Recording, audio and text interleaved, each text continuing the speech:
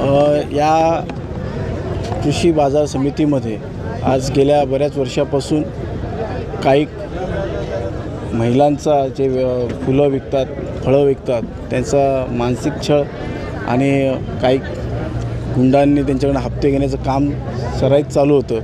त्याला कुठेतरी आळा बसण्यासाठी या जय हिंद कल्याण या युनियनचं उद्घाटन झालेलं आहे, त्याची स्थापना झाली आहे. या युनियनच्या माध्यमातून एवढंच कार्य असणार आहे की त्यांना सुखसुविधा मिळाल्या पाहिजेत, त्याचप्रमाणे कोणत्या प्रकारचा त्यांच्यावरती अन्याय होऊ नये ह्याकरता या युनियनचं उद्घाटन आणि स्थापना झालेली आहे. या ठिकाणी आपले मयूरजी पाटील आहेत, ते संचालक आहेत या कृषी उत्पन्न बाजार समितीमध्ये. ते वेळोवेळी ह्या सगळ्या गोष्टींसाठी आवाज उठवत असतात, त्यामुळे हे सुद्धा या युनियनच्या माध्यमातून सक्रिय राहणार आहेत. शैलेजी तिवारी आहेत.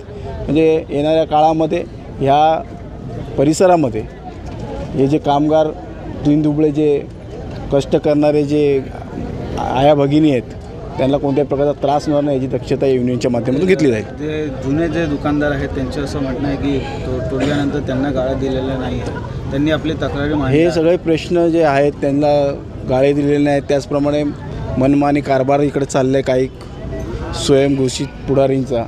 त्या सगळ्या गोष्टींचं मान्य खासदार श्रीकांतजी शिंदेसाहेबांना ते आम्ही कळवणार आहे. आपल्या भाषणादरम्यान जे आपण एक वॉर्निंग दिलेली आहे नाव न घेता त्या लोकांची, त्याबद्दल हेच की आपण हे दादागिरी लोकांची छळवणूक करून जे कष्ट करतात त्यांच्याकडनं हप्ते गोळा करणं याला कुठेतरी आळा बसला पाहिजे.